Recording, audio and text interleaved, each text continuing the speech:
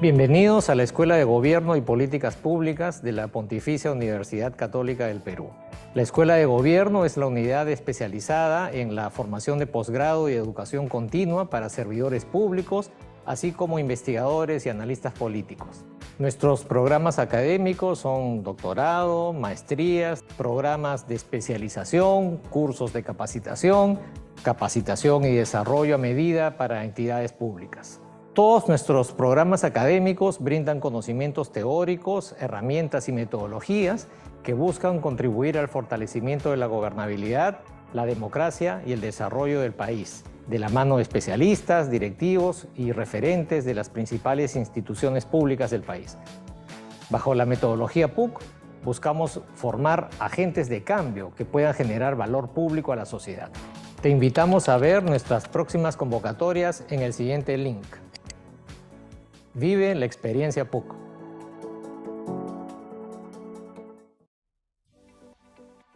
En el Perú, los recursos asignados a la inversión pública han crecido sostenidamente durante el periodo 2010-2021. Sin embargo, todavía está pendiente la tarea de lograr un efectivo cierre de brechas de acceso a servicios, debido a que, por un lado, no se gasta todo, y por otro, lo que se gasta no se gasta bien. De hecho, durante los últimos 6 años, el ritmo de ejecución de la inversión pública ha sido contradictorio. Se paralizó el año 2017-2018 y desde el año 2019 a la fecha la ejecución financiera comenzó a incrementarse sostenidamente. Pero, al mismo tiempo, la ejecución física ha disminuido. Aún nos encontramos muy por debajo del potencial que supone los 40.000 millones de soles del que disponemos año a año. La cantidad, además de horas paralizadas, bordean las 2.000. Por ello, urge mejorar procesos e implementar buenas prácticas de corto, mediano y largo plazo que apunten a resolver los principales problemas de la inversión pública en el país. Ante ello, el programa de especialización en inversión pública, con un total de 150 horas académicas, 6 módulos de estudio y un taller final que integra todos los conceptos en base a una metodología práctica, ofrece por un lado ahondar en los fundamentos conceptuales, técnico-legales y por otro desarrollar elementos concretos de operatividad basados en la práctica real de su implementación en entidades nacionales, regionales y locales. Asimismo, presenta enfoques y herramientas modernas como la PMO, el BIM, el IPD y los contratos colaborativos, como aportes de la academia a la mejora de la gestión de inversiones en el Perú. Sé parte de la Escuela de Gobierno de la PUC.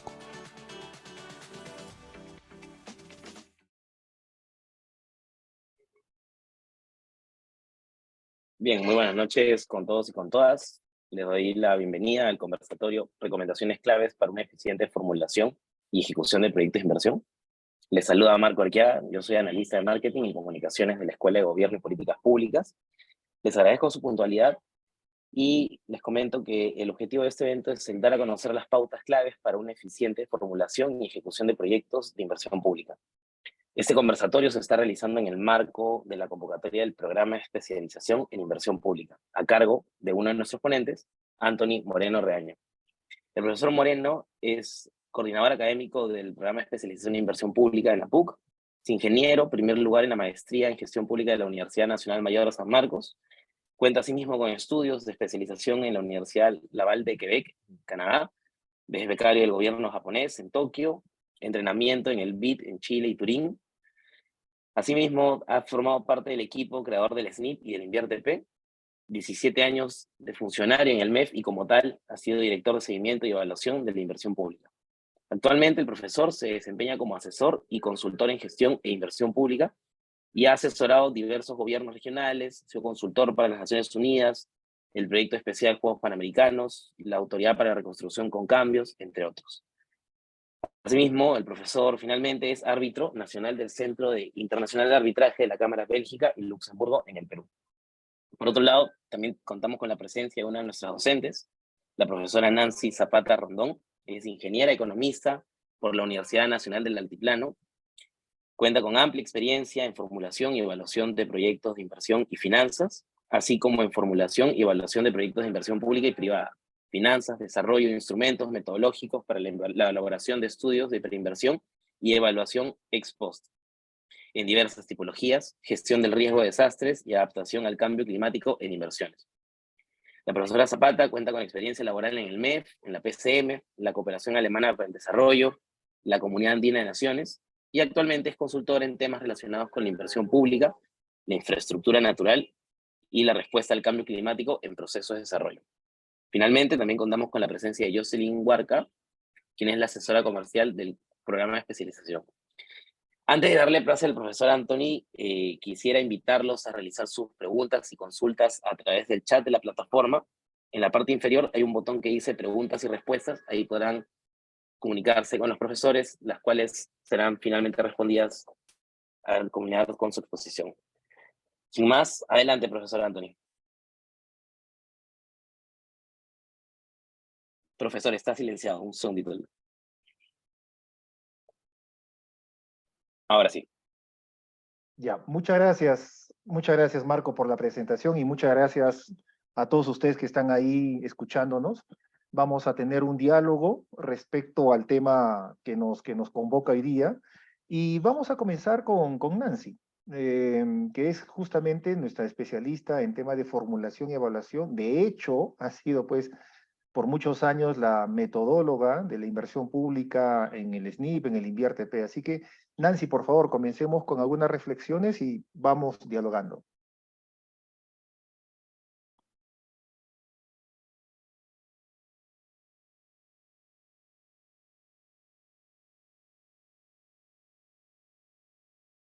Profesora Nancy, Perdón, también está sí, ahorita, buenas, ahora sí, sí, ahora sí ya, la ya, escuchamos. estoy habilitada, sí.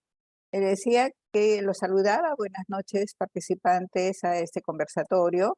Tengo el honor de poder transmitirles a ustedes algunos temas clave que desde la experiencia de desarrollo de metodologías, como también la formulación y evaluación de proyectos, como también de aquellas conversaciones que teníamos y que tenemos con el profesor Anthony respecto qué es más importante, la fase de formulación o la fase de ejecución, cómo una alimenta a la otra, cómo se da un balance, ¿verdad? Entonces, uno de los temas con los que yo empiezo siempre es el tema de la planificación. Así como el sistema INVIERTE-P está muy ligado ahora a todo el sistema de planeamiento, considero que en todas las fases del ciclo de inversión se requiere planificar. En formulación y evaluación, ¿qué requerimos planificar? Cuando nos dicen, mira, tengo esta idea de inversión, va a cerrarse las brechas de acceso a los servicios y debemos hacer el documento técnico, ¿no? Ya sea una ficha técnica simplificada, una ficha de baja y mediana complejidad, un estudio, digamos, a nivel de perfil. Entonces nos decimos ya, tenemos que hacer el estudio. Entonces, muchas veces sentimos que hay limitaciones cuando preguntamos, ¿y por qué el diagnóstico no ha profundizado con un mayor conocimiento, con el trabajo de campo, el conocimiento de la realidad sobre la cual vamos a intervenir? Y el tema es que no hay recursos presupuestados, presupuesto no tenía programado que se hiciera, por ejemplo, el trabajo de campo. O sea, a partir de esas lecciones uno dice, bueno, empecemos a planificar. Lo primero es que tengo que conocer bien qué sujeto de análisis tengo, qué unidad productora, qué servicio voy a intervenir. A partir de ello, yo voy a poder conocer entonces qué necesidades tengo de información para finalmente sustentar las bondades de este proyecto. Teniendo en presente esa información, inmediatamente digo, ¿y qué fuentes de información secundarias tengo? ¿Cuán confiables son esas fuentes de información? Y a partir de un mapeo de las fuentes de información secundaria, yo estableceré una brecha para estar, digamos, en sintonía, una brecha, pero una brecha de información. A partir de ello, yo voy a poder identificar entonces qué necesidades tengo de información de fuente primaria. Una vez mapeado esas necesidades de fuentes de información primaria, tendré que planificar cómo voy a obtener, quiénes van a ser los actores con los cuales yo voy a interactuar para obtener esa información. Esos actores con los que voy a interactuar muchas veces los obviamos y uno de ellos es la entidad que está a cargo de la operación y mantenimiento de la unidad productora sobre la cual voy a intervenir, que debería estar presente en todas las fases del ciclo de inversión. La unidad formuladora muchas veces obvia la experiencia y las lecciones aprendidas que puede tener la unidad ejecutora, ¿no? E igualmente, desde mi punto de vista, es importante saber cuáles son las expectativas, cuáles son las necesidades que tiene la población. Entonces, yo voy a empezar a instrumentar, a tener herramientas de recojo de información, voy a tener que planificar las actividades y también tendré que presente qué significa hacer el trabajo de campo en términos de recursos. Quiénes tienen que ir a recoger la información, con qué instrumentos deben ir, cuánto va a costar y miro en esa integración intersistémica, miro si presupuesto, ya le di la información para que pueda tener lo disponible para que yo pueda ir al trabajo de campo. Luego ya veré todo lo que es la planificación de la sistematización de la información y la elaboración, pero ese es un punto clave desde mi experiencia en términos de cómo planifico, cómo voy a hacer el estudio de preinversión o el documento técnico, lo correspondiente, digamos, a cada uno de los proyectos que tenga que sustentar. Porque la idea acá es que debo sustentar las bondades del proyecto. Pero las bondades del proyecto, no solamente, y escuchaba, digamos, lo que hablaba Anthony en la grabación, el tema del cierre de brechas implica acceso real de una población a la cual le vamos a resolver los problemas. En esa perspectiva es que tenemos que hacer toda la planificación para demostrar que es bueno, pero también para planificar todo el proceso de entrega finalmente de los bienes y servicios. Cuánto analizamos en el estudio, eso tenemos que planificar, ¿no? Entonces, Anthony, hay un tema que decía, ¿no? Así como planificamos la fase de formulación y evaluación, en ejecución desde tu experiencia, digamos, ¿cómo te entregamos la conducción de una unidad ejecutora? Entras ahí, Ah, ¿cómo claro. planificarías? ¿Qué herramientas podrías aconsejar? Porque eso va a servir también para que se pueda dar la información suficiente para que tú planifiques la otra fase, ¿no? Claro, claro. Gracias, Nancy. Punto clave, ¿no? Antes de responder así Sí. directamente, hay que siempre, siempre recordar, siempre lo recuerdo, que tiene que haber como un balance, ¿no? Razonable del esfuerzo. Porque no todos los proyectos son iguales, las tipologías son diferentes, las variables son distintas, la complejidad es diferente, y bueno, de eso muy posiblemente nos sigas hablando en un ratito, pero siempre hay que recordarles a todos, ¿no? O sea, el esfuerzo no es igual siempre, entonces ahí tiene que haber un balance, y esto del balance muchas veces es experiencia, es un poco de arte también, ¿no? Y tiene mucho que ver la complejidad. En ese sentido, tú lo has dicho, yo lo que voy a hacer simplemente es repetir, enmarcar un poquito más este punto clave, ¿no? La planificación implica vislumbrar algunas acciones, por supuesto que sí, pero la planificación las hacen las personas. Entonces, el tema de personas es clave. Por ejemplo, ¿no? Eh, Cuando yo planifico lo que va a ser la preinversión, todo lo que tú estás mencionando, eh, lo típico es solamente ver al formulador haciendo esto, ¿no? O incluso ni siquiera la unidad formuladora oficial, sino el consultor a quien se le ha dado Consultor. esto, ¿no?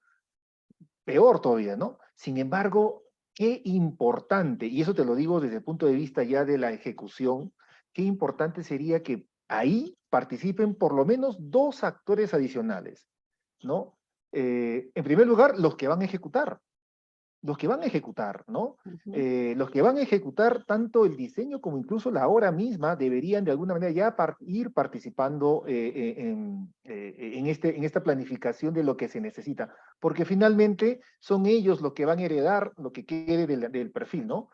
Ahora, no hay la costumbre, no hay la práctica y tal vez incluso hasta normativamente hay limitaciones, porque normalmente si yo voy a tercerizar todo, voy a tener que esperar que el perfil se viabilice para recién hacer el contrato de los que van a hacer PT técnico y ni qué decir de los que van a ejecutar.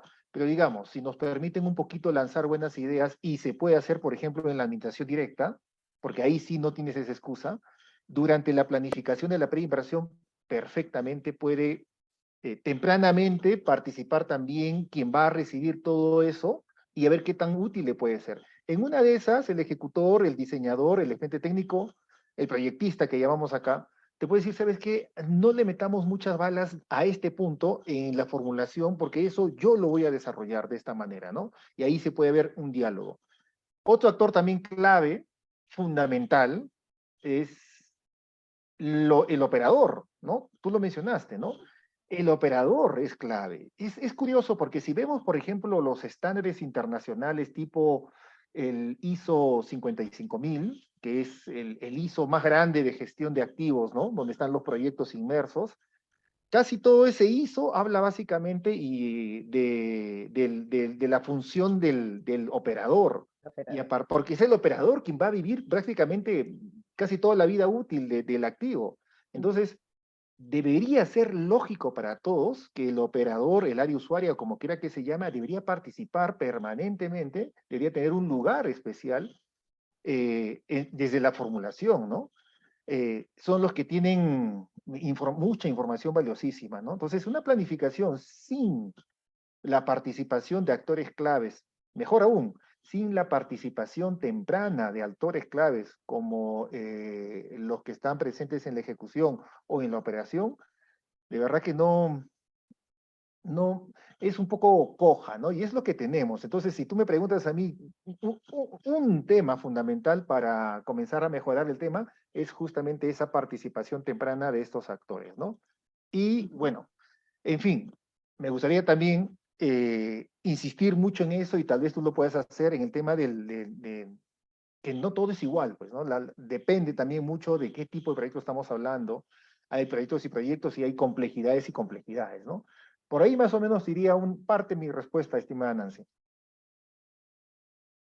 Ok, muy bien. Estoy, creo, sin micrófono, Marco. ¿Se te escucha muy bien, Nancy? Ah, ya, perfecto. Entonces, otro tema que tú ya has introducido, estamos de acuerdo de la participación temprana de estos actores fundamentales, y yo digo la unidad ejecutora porque tiene también una riqueza de información. Me puede dar costos, me puede dar información sobre tecnologías o sobre lecciones aprendidas, ¿no? Pero otro tema que tú ya has introducido es ese enfocarse en lo que es un determinado proyecto de inversión. O sea, conocer cuál es el servicio, cuál es la unidad productora, cómo funciona, cuáles son sus activos, la población demandante, que son personas, son empresas, son otras unidades productoras. ¿Y por qué digo esto? Porque dependiendo de la tipología, nosotros tenemos que enfocarnos en aquellas variables que nos permitan, ¿cierto?, claramente definir la demanda, la oferta, el dimensionamiento que tanto nos hablan, digamos, del proyecto, las intervenciones que tenemos que hacer para resolver el problema de una institución educativa van a ser distintas de un establecimiento de salud, distintas de digamos, un proyecto de servicios para agua, o un proyecto que tiene que ver con todo el tema de poner en línea virtualmente los servicios a los ciudadanos, por ejemplo, ¿no? Entonces, muchas veces encontramos que dentro de la población desagregan la población por edades, por sexo, etcétera, y se olvida de actores claves. Limpieza pública, ciertamente las personas son las que van a demandar, ¿cierto? Es un referente para nosotros. Pero también tenemos los mercados, tenemos parques, tenemos restaurantes que tienen distinta forma, digamos, de disponer los residuos sólidos. Pero lo vemos un poco ausente. Si no es porque hay una ficha, digamos, estándar que nos da las orientaciones, nos concentramos.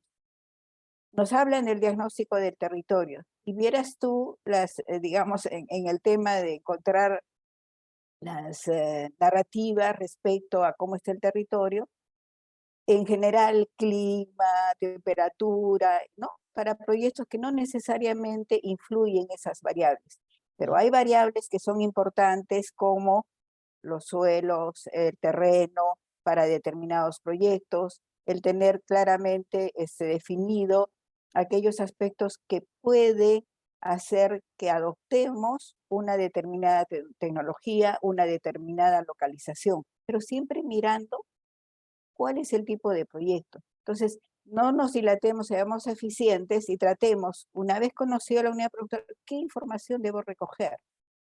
¿Qué es lo que necesito? Creo que esa, digamos, es un tema importante, focalizarse, conociendo de qué se trata la unidad productora, cuál es el servicio que proporciona, dónde está localizado, cuáles son las variables del ámbito, digamos, geográfico o del territorio que me van a servir para poder diseñar luego el proyecto. ¿A qué profundidad llego? Es un tema, digamos, que de la experiencia, pero o sea, ¿a qué profundidad llego con ese conocimiento del territorio? Nos hablan, por ejemplo, del diagnóstico de la disponibilidad de servicios básicos. Sí, ciertamente la disponibilidad de servicios básicos es vital, fundamental en un proyecto de educación, de salud. Pero me hacen todo un diagnóstico del acceso a los servicios cuando estoy trabajando un proyecto que tiene que ver con riego. Ahí necesitaré, si es un sistema de bombeo, por ejemplo, energía. Entonces, he tenido tiempo, he recogido información de variables que no son relevantes para la tipología. Y entrando ahí de las variables relevantes, desde mi punto de vista, la importancia de hacer un adecuado diagnóstico de la unidad productora. No concibo que puedas hacer un documento técnico en fuente secundaria si es que no has ido a ver cómo está la unidad productora. Hablo de proyectos de mejoramiento, hablo de proyectos de ampliación o de recuperación, no creación, ¿no? Y creación tienes que irte a la población, cómo está sufriendo por no tener el servicio. Ese es tu eje. O sea, dependiendo también de la naturaleza de intervención, tú vas a tener que enfocarte en las variables más relevantes para el diseño, para la toma de decisiones, para identificar el problema, ¿no? Entonces, lo que yo he visto es que hacemos un llenado de bastante información, pero no nos enfocamos en la clave. Y en el caso, como decía, de la unidad productora, trabajo de campo, visita. Cuán importante es que nosotros sepamos cuáles, digamos, son los procesos, los activos que tiene. Y paralelo a ello, voy a dar, digamos, un tema que siempre enfatizo en las clases. Desde la programación multianual, tienes que conocer normas técnicas que establecen los sectores o normas técnicas nacionales, porque frente a ello tú puedes definir si estás cumpliendo con los niveles de servicio, los estándares de calidad. Entonces, para poder tú definir si cumples y si tienes restricciones para que la población acceda a servicios de calidad, en realidad debes tener presente esas normas técnicas. Y para el diseño también son las normas técnicas. Entonces yo digo, desde temprano, desde la primera fase, las normas técnicas son un instrumento. Y qué bueno que el sistema, el INVIERTP, ha dicho que las OPMI deben promover en los órganos técnicos de los sectores que pongan a disposición estos estándares, digamos, de servicio, calidad, normas técnicas, etcétera, para que podamos diseñar un proyecto en la fase de formulación y evaluación y que no ocurra que diste mucho de cuando empieza la fase de ejecución y entramos a la etapa del expediente técnico, el documento equivalente y nos damos cuenta que no estaba muy bien planteada, digamos, la parte técnica y vamos a tener ahí diferencias, ¿no? Y entonces ahí vienen las diferencias y luego tenemos que sustentar por qué se dan las diferencias a la unidad formuladora, ¿no? Ese es un tema, digamos, que yo sé que vas a entrar al tema, así que te dejo. Sí. Claro, ahí vamos a meternos a la consistencia en un ratito, Exacto. pero antes ahí hay que seguir insistiendo en esto, ¿no? Porque, a ver, en realidad, si conocemos y estamos convencidos de 3, 4 cosas, haríamos mucho. El problema es que lo que yo veo en mis asesorías, consultorías en varias entidades públicas es que estamos muy acostumbrados a llenar formatos, ¿no? Como si la formulación fuese llenar el formato, y ni que te digo de las IOR, ¿no? La gente cree que la IOR solamente es llenar su formato 7C y punto. Pero a ver, vayamos por el tema fundamental de los proyectos. Un proyecto finalmente, su propósito al final del día es crear una unidad productora, si no existe, mejorarla, ampliarla o recuperar. La unidad productora. Entonces, ahí nomás uno se debe dar cuenta lo importante que es conocer la unidad productora. ¿Cómo vas a mejorar algo que no conoces? ¿Cómo vas a ampliar algo que no conoces? Entonces, incluso si bien el tema no es hoy día hablar de IOARs, pero yo siempre recomiendo a todos, más allá de lo que digan los lineamientos, tú tienes que conocer toda la unidad productora. Y así tienes una mejor perspectiva de lo que se necesita y eventualmente tener claro las IOR que se necesitan, si es que se necesitan IOR. O sea, me gusta mucho el énfasis que haces porque ese es el énfasis que se necesita, ¿no? El conocimiento de la IOR. Eso es clave, fundamental, básico, ¿no? Que hay que entender. Ese por un lado. Por otro lado, igual, ¿no? Sigo viendo el tema del esfuerzo, hasta dónde el formulador tiene que desarrollar todo lo que tiene que desarrollar y cuándo y hasta dónde y de dónde comienza el que hace el expediente técnico, ¿no? Esa es una pregunta clave. Por ahí, por ejemplo, siempre me dicen, oye, Anthony, pero el formulador es un externo, el proyectista es un externo, ¿cómo van a trabajar juntos si están en momentos diferentes? No, no se puede. Ya, está bien. El formulador que tú contratas no trabajará directamente con el diseñador, con el proyectista, porque están en momentos distintos, son contratos diferentes, ¿no? Los contratas con meses de diferencia, incluso años de diferencia, pero los que sí pueden coordinar es la institución, o sea, la unidad, el responsable y el equipo de unidad formuladora y el equipo de unidad ejecutora de inversiones.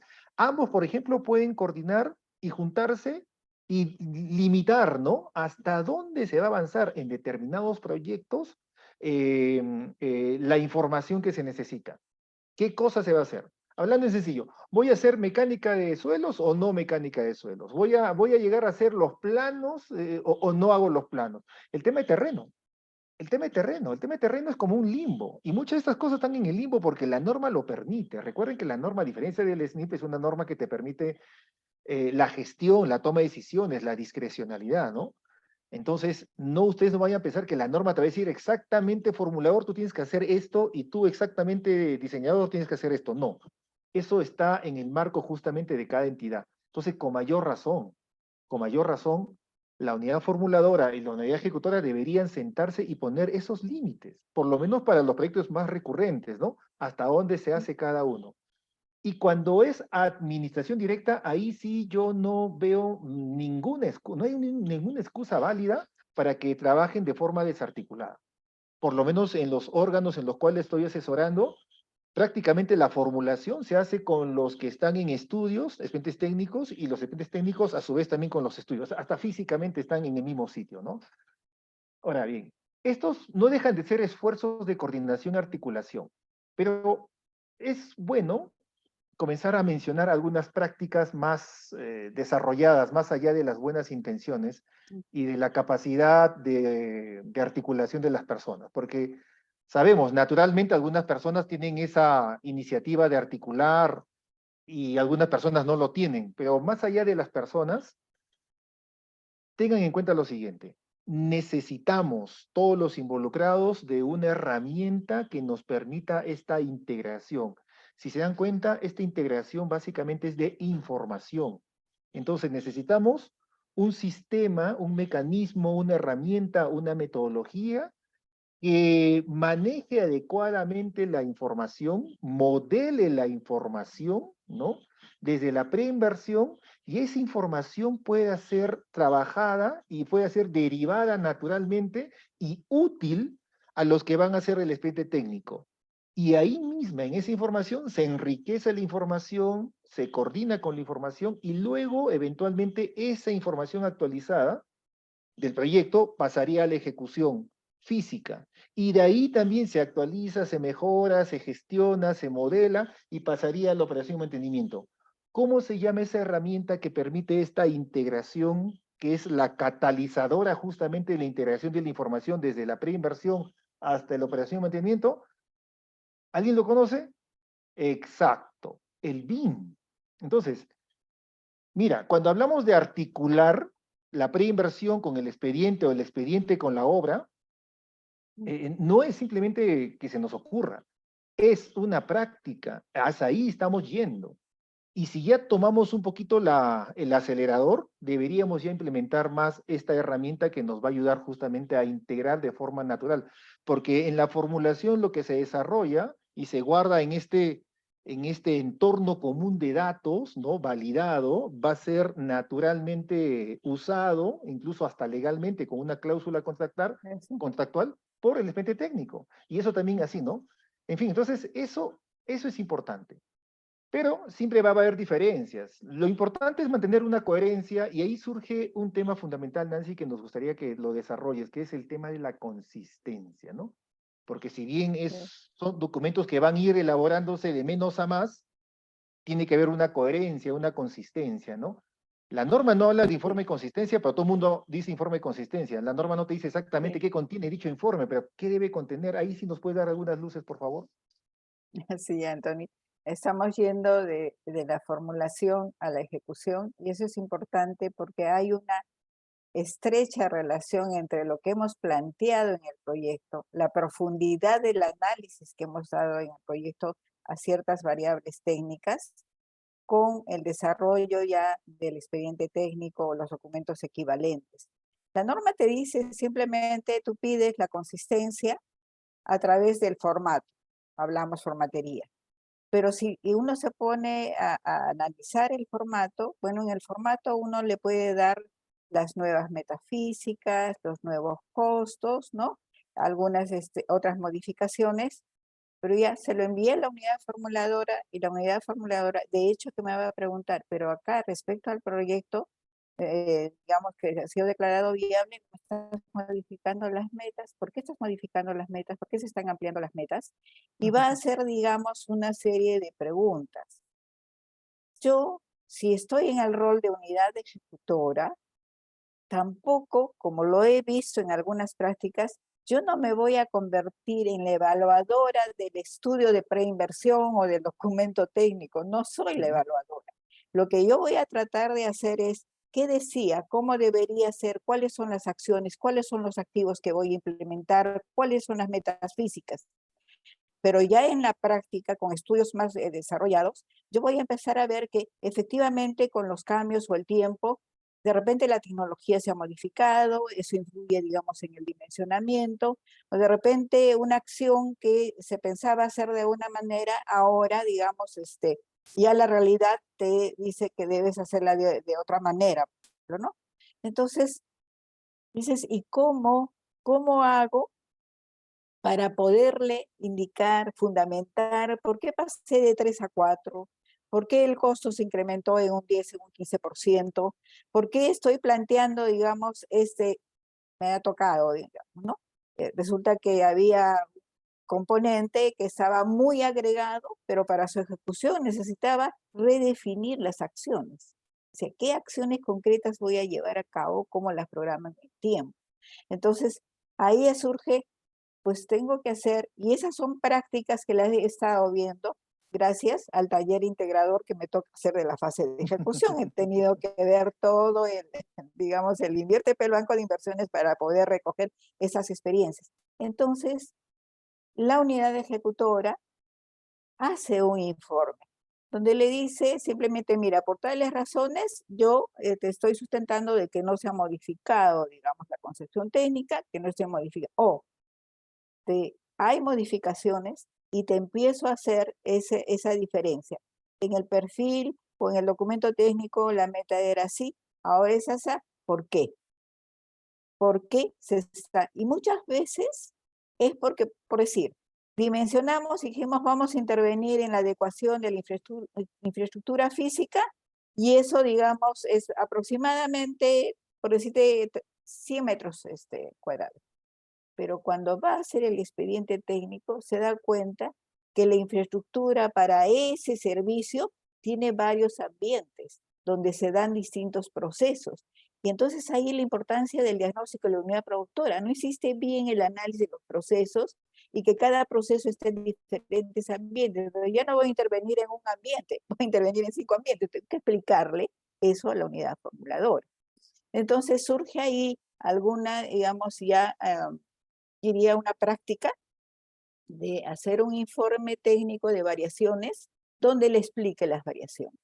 Y de hecho, la unidad formuladora, para poder aprobar la consistencia, necesita demostrar justamente de qué se trata el proyecto, la consistencia para qué la pidieron, y si está de acuerdo o no está de acuerdo con las modificaciones que se han dado, y si estas modificaciones, entonces hay una parte introductoria, ¿no es cierto?, donde posicionas el proyecto, posicionas la acción de repente a la cual vas a pedir, digamos, la consistencia para el expediente técnico, hace el análisis diciendo, bueno, acá con este expediente técnico que me están presentando, hace el análisis para demostrar que no se está modificando la concepción técnica, que de repente el dimensionamiento, pero responde a un buen análisis de la demanda que la unidad ejecutora ha tenido, digamos, que trabajar. Y acá es importante, Anthony, el hecho de la participación temprana del usuario, de la entidad usuaria, porque en la práctica yo estoy viendo que es el que registra finalmente todo el proceso si es que lo tienes involucrado. Entonces a ella le puedes preguntar, ¿y por qué se planteó de esta manera? ¿Y por qué ahora planteamos de esa manera? Y te da los argumentos para que tú puedas trabajar. Entonces, complementando a la metodología BI, yo diría un actor fundamental y que está ahí presente, que no se va a ir en la unidad productora, me ayuda a sustentar. Entonces, en el tema de la consistencia, evidentemente no voy a hacer pues informes kilométricos, tengo que también nuevamente enfocarme en demostrarle a la unidad formuladora que no está cambiando la concepción técnica, que no está cambiando, o en todo caso, que si estoy cambiando costos, plazos, metas, ¿por qué la estoy cambiando? La sustento. Ese es un informe esencial, básico, y cuando se hace la consistencia, yo he visto informes de una página, dice, bueno, presentó, y está aprobado. No hay un mayor análisis. Hay otra que sí hace un análisis y toma en cuenta el informe que le ha dado la unidad ejecutora. Y es más, estoy viendo una práctica. La unidad formuladora cuelga su informe de consistencia y cuelga también el informe técnico que le ha mandado la unidad ejecutora como para respaldar esas decisiones, ¿no? Pero no debemos entrar en los excesos. O sea, unidad ejecutora no eres evaluadora del proyecto de inversión. No puedes lanzar un informe diciendo y esto está mal y lo otro está mal, que no sé qué. No, dime la solución. ¿Cómo lo puedes ejecutar? ¿Cómo se va a ejecutar? Y vamos a ver entonces con la unidad formuladora que esos cambios sí se deben dar ¿para qué? Para prestar los servicios a la población. No nos interesa hacer una unidad productora, digamos, muy buena, si es que no va a tener la capacidad, y ahí va el tema de la operación, mantenimiento, que también, nuevamente, esta unidad productora es la que debe ser también el catalizador de todos estos temas, porque va a recoger toda la información en primera referencia del estudio, digamos, del documento técnico. Segunda referencia, la ejecución, porque ahí puede haber cambios de tecnología que van a demandar otros costos de operación y mantenimiento, y finalmente, a través, digamos, del ciclo, nos olvidamos, debemos entregarle herramientas a quien va a operar y mantener la unidad productora. Herramientas que en una primera instancia las formulamos en la gestión del proyecto en la fase de ejecución, que es un tema que lo dejamos así, sin embargo, digamos, muy de lado. Y no sé si recuerdas, Anthony, que ese tema de gestión no estaba en los contenidos cuando entramos, No digamos, a estaba, trabajar, nos costó y lo pusimos, nos costó hacer que debe haber, digamos, una planificación de estos temas, ¿no? Entonces, ahí creo que me has hecho hablar bastante, pero doy, digamos, la experiencia al respecto, ¿no? Hay que visualizar bastante el tema de la operación. Ese es uno de los Sí. grandes problemas, ni siquiera de la inversión pública. Yo siempre digo, con lo exagerado que soy, es uno de los grandes problemas de la gestión pública, la operación y mantenimiento. No se visualiza, no existe. La sostenibilidad financiera, por no decir otra sostenibilidad, es un albur, ¿no? O sea, las cosas al final del día se operan y se mantienen porque Dios es grande. Yo quería, antes de pasar a las preguntas, porque gracias a Dios nos están haciendo varias preguntas, Nancita, sí, hay esta práctica errada de ejecutoras que se creen evaluadoras de proyectos, ¿no? Pero también hay al revés, hay formuladoras que cuando hacen la consistencia revisan el expediente técnico. Y he encontrado casos en los cuales, como la formuladora no tiene, digamos, toda la capacidad para revisar el expediente técnico, contratan a un especialista, un ingeniero, para que revisen el... No se trata de revisar el expediente técnico. Así como no se trata de evaluar nuevamente el perfil y corregirle todo a la unidad formuladora, ahí hay varias distorsiones, ¿no? Extremistas. Yo quisiera hacer hacerte algunas preguntas del público que está aquí consultando. Algunas podemos hacer. Por ejemplo, José Urquizo nos dice, y esta pregunta creo que es para ti, Nancy. ¿Quién controla aquellas unidades formuladoras que tienen un proyecto de inversión sin financiamiento? Millones de soles perdidos y vida útil de proyectos vencidos. No sé si te mueve algo esta pregunta. Sí, tú recuerdas que en el banco de inversiones teníamos miles de proyectos de inversión Ah, sí. declarados viables y que no llegaban a la fase de ejecución. Ujú. Yo creo que ese tema de alguna manera se está mejorando cuando tú dices que las ideas de inversión deben estar registradas en el programa multianual de inversiones, pasan por un Claro, tamiz de priorización, pero también pasan por un tamiz de programación de los recursos, ¿verdad?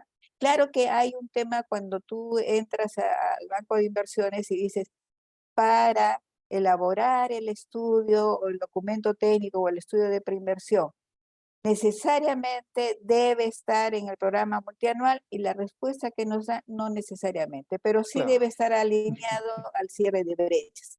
Eso quiere decir que yo puedo hacer varios estudios, documentos técnicos, pero que van a esperar un tiempo hasta tener la suficiente prioridad para que le den los recursos. Entonces yo creo que el tema de elaborar los estudios, ciertamente uno quiere tener una cartera de proyectos, pero tiene que verse en la programación multianual, cómo vas Ujú. liberando recursos de proyectos que ya se están terminando para poder tener esa capacidad, digamos, de poder hacer que De se acuerdo, ejecute, de ¿no? acuerdo, de Eso acuerdo, de en acuerdo.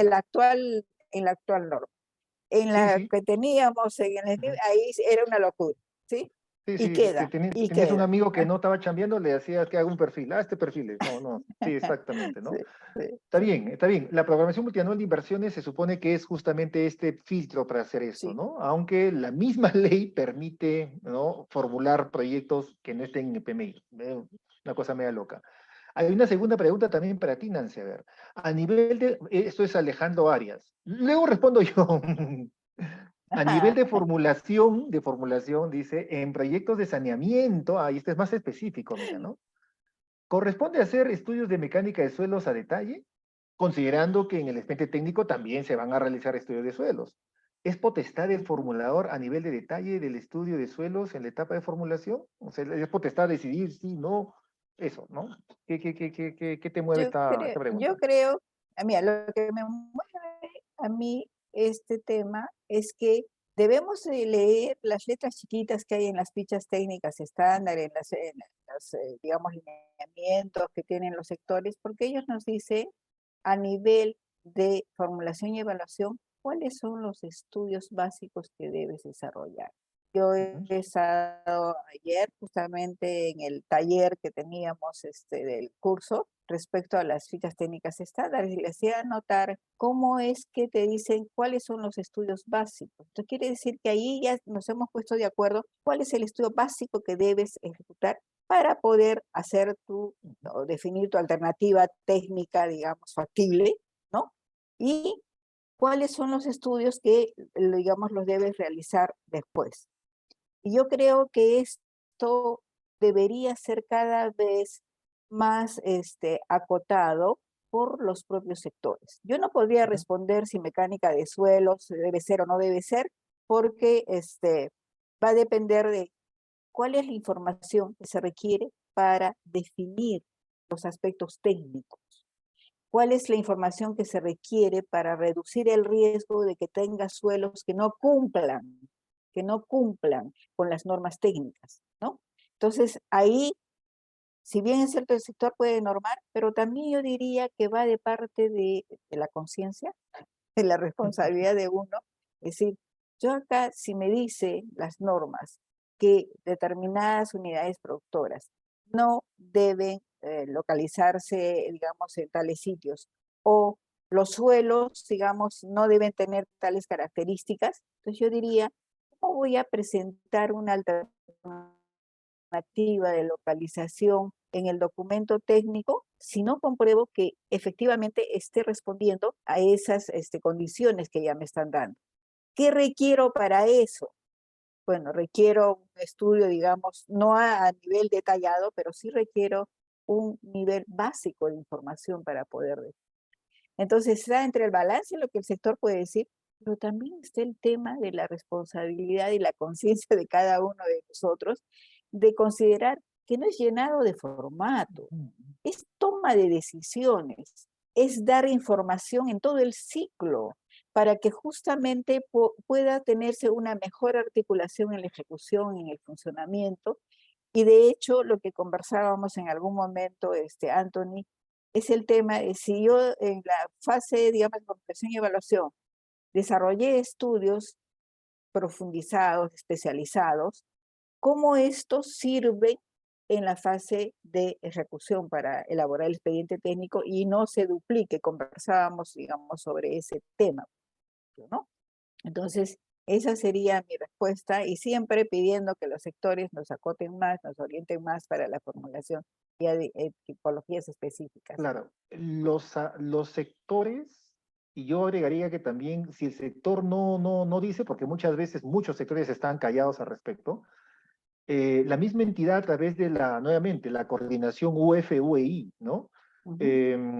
Porque son los que van a tener que hacer, por ejemplo, y acá yo ya comienzo a responder una cosa, Frank Mendoza dice, pero eso no lo define el término de referencia, lo debería definir, pues. O sea, si el término de referencia no es tan claro, no se especifica en el contrato esto, debería definir. Y para definirse, la UEF solita no podría hacer esto, ¿no? O sea, tengan en cuenta lo siguiente. Hemos, por temas prácticos, desde siempre, hemos dividido lo que es una unidad, ¿no? Esta unidad, que es la unidad productora que vamos a crear, mejorar, ¿no? Todo lo que se va a hacer, por fines prácticos, la hemos dividido en una fase de programación en su momento, que tiene su razón de ser y sus actores, luego una fase de formulación, ejecución y funcionamiento, pero es un todo. Y es por eso que las prácticas modernas, si se dan cuenta ustedes, todas, BIM, PMO, IPD, contratos colaborativos, el espíritu de todas esas es integrar justamente esto, ¿no? La misma ingeniería. Al usuario de una edificación no le interesa que sea mecánica, sanitaria, arquitectura, estructuras, es una unidad, pero por tema de practicidad hemos dividido todo en diferentes especialidades. Sí. Pero es una unidad y es por eso que justamente ahora lo que se intenta es integrar esa unidad. Entonces acá, más que respuestas exactas, hay que tomar conciencia de lo que estamos en un proceso de integración. Cada vez más, si ustedes nos acompañan, vamos a hacer una masa crítica mayor donde exijamos a quien corresponda comenzar a integrar más seriamente y más profundamente, crear la cultura de la integración entre la preinversión y el expediente técnico. Y, por ejemplo, el término de referencia que dice Franz, pero hay que hacer un buen término de referencia. ¿Y quién lo tiene que hacer? ¿La unidad formuladora? Para mí no. Es la unidad formuladora y la unidad ejecutora de inversiones. Y por aquí también Alejandro dice, entiendo que la UF y la UI podrían marcar la línea. Exacto. Para eso tienen que reunirse, coordinar y tal vez reunirse más de una vez porque la línea puede ser media difusa, puede ser general, pero hay casos y casos siempre, ¿no? Entonces, el trabajo de los dos es permanente, ¿no?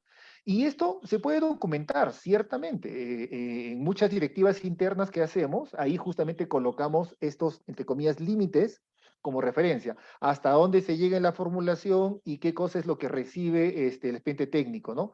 Pero a pesar de tener un lineamiento interno, que la norma lo permite, van a haber casos y casos en los cuales en realidad no va a ser posible hacer eso, ¿no? Otra pregunta que por aquí también me dicen, considero sumamente importante que en la etapa de, esto lo dice Frey también, en la etapa de formulación y evaluación existe una participación de los actores fundamentales, ejecutor y operador. Perfecto. Nos ha escuchado. Ya lo hemos dicho. Por supuesto que sí, por supuesto que sí. No, es que en el MEF no me dicen, no te dirán, pues no te dicen un montón de cosas, ¿no? Sin embargo, no existe un marco, ahí está, ¿ves? Sin embargo, no existe un marco normativo que lo indique. No existe, ciertamente. Pero recuerda tú que el marco normativo del InviérteP, a diferencia del SNIP, no es el marco normativo que te dice exactamente qué hacer. Ya hemos dicho, la consistencia ni siquiera te pone un modelo de consistencia.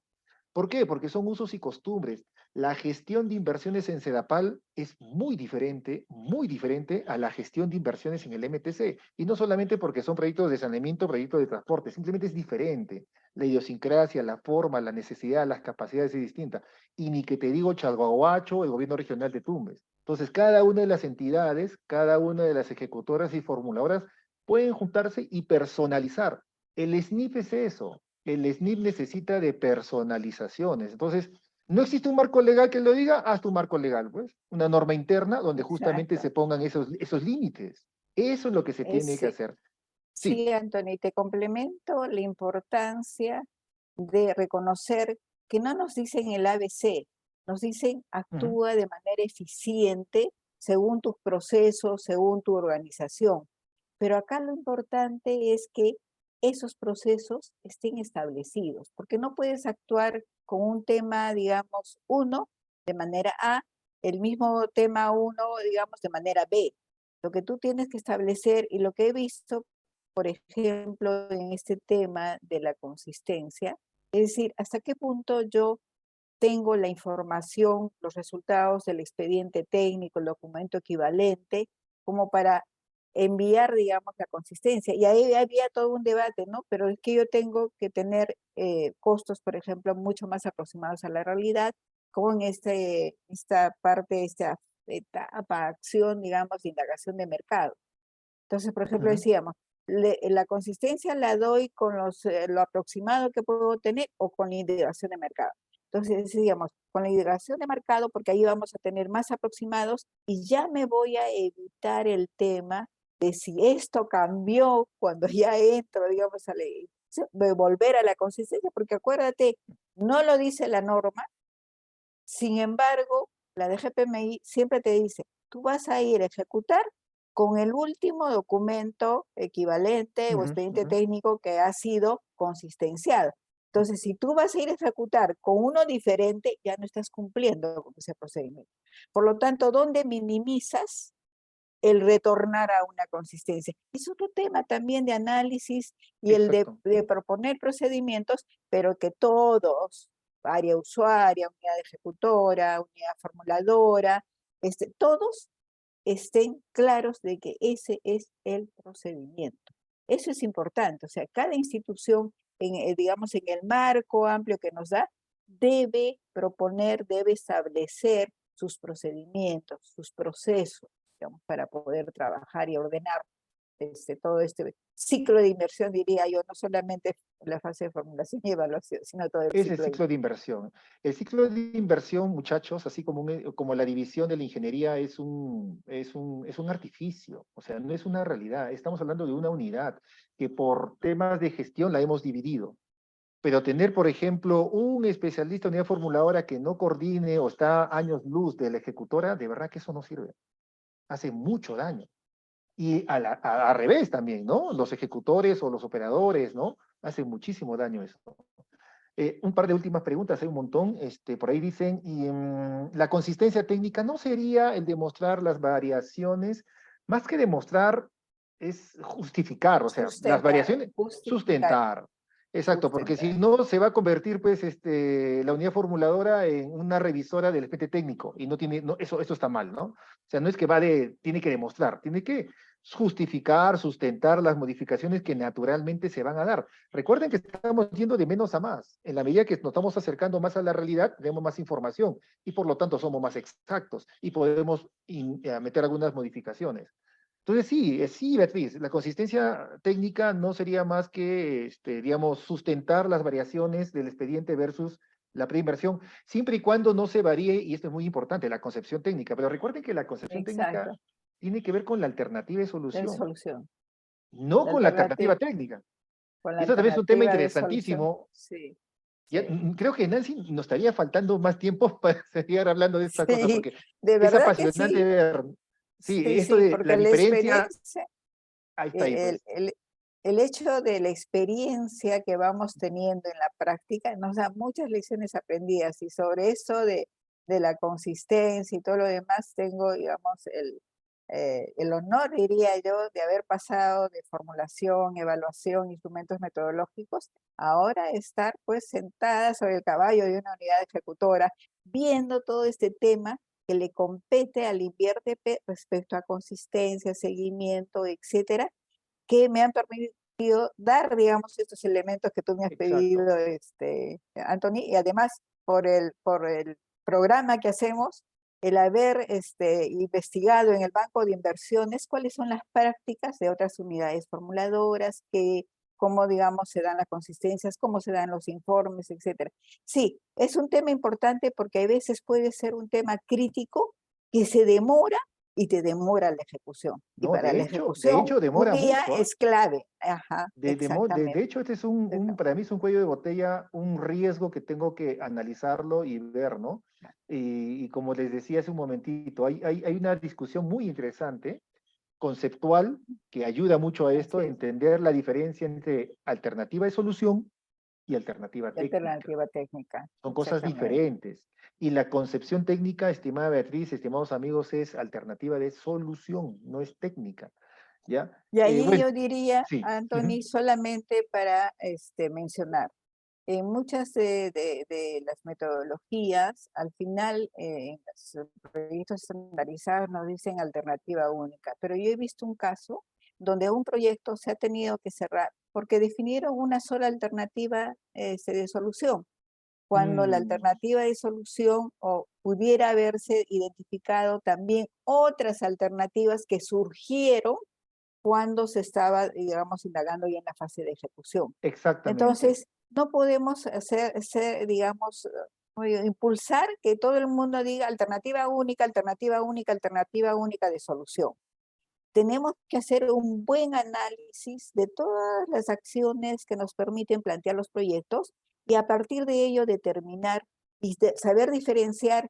Yo digo la diferencia, cuando hago el módulo de identificación, salgo planteando alternativas de solución. Esas Mm. las llevo a tamizar, examinar con mayor detalle de la parte de localización, de tamaño, de tecnología. En la fase de formulación son mis alternativas técnicas para definir las Ujú. alternativas técnicas factibles, digamos, ¿no? De acuerdo a la metodología. Pero entonces debemos hacer un buen análisis, un buen planteamiento, identificación también de alternativas de solución, porque si la realidad nos dice, mira, acá tenías otra alternativa, simplemente cambiaste la concepción y se cerró ese proyecto, ¿no? Y eso ya es Ese algo es, que habría que afinar normativamente, ¿ah? Porque eso sí está pasando constantemente. sí. Y una pregunta que les dejo a usted para que lo razonen. Nancy acaba de hablar de alternativa técnica, ¿no? Que nace Ujú. a partir de una alternativa de solución. ¿Qué pasaría si yo esa alternativa técnica le meto un montón de esfuerzo, un montón de información, contrato un montón de gente, le meto todo, planos, ¿saben en qué se convierte esa alternativa técnica a futuro? ¿Qué cosa es? El expediente técnico, pues. El expediente técnico es el desarrollo justamente de la alternativa técnica, ¿no? Entonces, por eso es que estamos hablando justamente cuál es el límite, ¿no? Porque estamos hablando de casi lo mismo en diferentes momentos. Eso es, vean ustedes, esto también, ciertamente la norma tiene que mejorarse y de hecho en el curso proponemos varias mejoras y algunas han aceptado. Pero también así abiertamente como somos, lo proponemos. Es más, sin ir muy lejos, está en el módulo normativo, está David Grandés, que es en este momento es el asesor legal del director del INVIERTP. Entonces, es tan rico como escucharle a Nancy con toda su experiencia, es también escucharlo a él, porque está en el día a día de la parte normativa y de las mejoras que se van a venir, ¿no? Por ejemplo, tenemos también a Manuel Velasco, que es justamente el que está desarrollando las herramientas hoy en estos momentos de la formación multianual de inversiones. Tenemos también a George Sánchez, que por años, todos somos ex-MEF, ¿no? Algunos todavía se trabajan en el MEF, que por años se ha encargado del banco de inversiones y de todo lo que es la ejecución y comité de seguimiento. Y bueno, armamos un equipo justamente con todas estas, y bueno, estoy yo también en la parte de ejecución y algunas cosas más, ¿no? Eh, Me gustaría responder más preguntas, porque son 30 y tantas preguntas interesantes. No, no sé cómo haríamos ahí, nos tienes que ayudar, por favor, eh, Marco. Si hay la posibilidad de que estas preguntas se cuelguen en un lado, nos comprometemos a responderlas. No sé si es posible que esta opción se cuelgue también en la web, pero en fin, ya no hay tiempo, ya se nos fue. Marco, te dejamos. Muchas gracias, Nancy, muchas gracias, muy amables a todos. Hasta Gracias, luego. Anthony. Muchas gracias a todos. Sí. Bueno, para responder la pregunta del profesor Anthony, efectivamente, todas estas preguntas que lamentablemente no se han podido contestar por un tema de tiempo, el profesor Anthony tiene que dictar clase, podrán ser respondidas a través del canal de WhatsApp. Nosotros en un rato una de nuestras asesoras va a exponer sobre, bueno, la inversión, los horarios del programa, ahí vamos a dejar sus datos, y cualquier pregunta que hayan formulado acá y que deseen que sea contestada por el docente, la pueden canalizar a través de este medio, ¿no? Eh, ya para finalizar, profesora, quisiera pedirle que brevemente nos pueda comentar cómo es que lo visto en este conversatorio finalmente se relaciona con los contenidos del programa de especialización en inversión pública, ¿no? Sí, como al inicio el profesor Anthony lo comentó, en este programa de especialización nosotros vamos a impartir conocimientos empezando por la parte del marco normativo. Si bien el marco normativo, digamos, también se aplica en las distintas fases, pero sí hay hay una primera parte introductoria riquísima sobre todo el tema de lo que significa la inversión pública que le hace el profesor Anthony. Luego tenemos toda la parte del marco normativo y es importante decir que en el IRTP se van recogiendo cada vez lecciones aprendidas y se van modificando las normas como el reglamento que se ha modificado el año pasado, ha tenido modificaciones este año. Entonces, lo que nosotros intentamos es siempre dar los contenidos más actualizados. Luego viene el tema de la programación multianual, como ya lo dijo Anthony, un actor, digamos, que está en el día a día en la programación multianual, nos imparte también los conocimientos sobre cómo es la programación, cómo se elabora el programa multianual de inversiones. Luego entro yo en la parte de la formulación y evaluación de proyectos y las IOA, ¿no? Ese es, digamos, el módulo donde se trabaja los principales conceptos. Acá el sistema ha entrado con novedades, como los proyectos con enfoque, digamos, en redes de servicio, o los proyectos multipropósitos, ha redefinido lo que son programas de inversión, y son instrumentos que están saliendo ahora. El primer ciclo que tuvimos, ya terminando salieron, ahora la segunda edición, digamos, hemos podido nutrir y actualizar los instrumentos, y se va dando cada vez, digamos, mayores conocimientos que van saliendo de las experiencias. Luego, el profesor Anthony entra, por eso que ha sido este diálogo de las dos fases, entra con la fase de ejecución. Y todas estas metodologías participativas, colaborativas, las toca con mayor énfasis, ¿no? En este módulo. Luego entramos ya también a la fase de funcionamiento, que es el profesor George Sánchez, que nos hace un detalle muy interesante de todo el tema, digamos, que tiene que ver con indicadores para el seguimiento, para la evaluación ex post, etcétera, ¿no? Entonces, tenemos, digamos, una organización que ve todo el ciclo del proyecto, pero también con estos ingredientes. Finalmente, hay un taller integrador que está a mi cargo, donde vamos poniendo en práctica, especialmente viendo cómo son los formatos, cómo se llena, qué digamos, elementos a tomar en cuenta, que es el taller integrador, una visión, digamos, integral que justamente exige, en mi caso, digamos, una lectura y una coordinación con todos los profesores para ver cómo vamos haciendo la parte práctica, digamos, del taller. Ese es el contenido y eso es lo que vendemos. Vendemos, diría, entre comillas, pero es lo que queremos transmitir, ¿no? Todo el conocimiento siempre actualizado, y eso hay que tener presente. Estamos siempre al tanto de las actualizaciones. Reconocemos el hecho de que el InvierTP está tomando lecciones aprendidas para ir incorporando mejoras, ¿no? Eso te podría decir, Marco. Perfecto, profesora. Nuevamente le agradecemos infinitamente por su tiempo, por este espacio, por este conversatorio tan interesante, y sobre todo también agradecer a todos los asistentes de este evento. Como comenté al inicio, va a haber una exposición comercial por parte de nuestra asesora. Así que, nuevamente, profesora, muchas gracias. Ok, muy bien. Me retiro entonces, ¿no?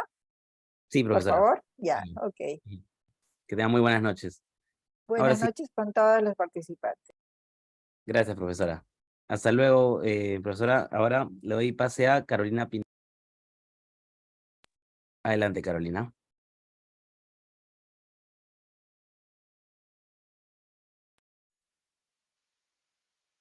Reciban un cordial saludo en nombre de la Escuela de Gobierno y Políticas Públicas de la PUC. Reiteramos el agradecimiento por su participación en nuestro conversatorio realizado en el marco de nuestra convocatoria al programa de especialización en inversión pública que está pronto a iniciarse.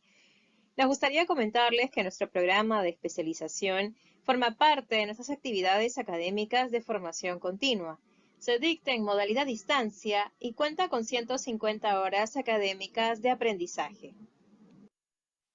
El programa busca que los participantes comprendan los principios, conceptos, herramientas y buenas prácticas concernientes a la gestión de la inversión pública en el Perú, así como el marco normativo e institucional que la regula.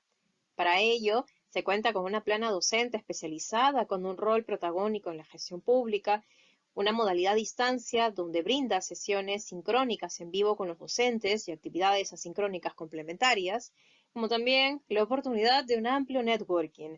Todo bajo el respaldo académico de la PUC, Universidad número 1 del Perú, según el QS World University Ranking 2024. El coordinador académico del programa de especialización en inversión pública es Anthony Moreno Reaño, ingeniero por la Pontificia Universidad Católica del Perú.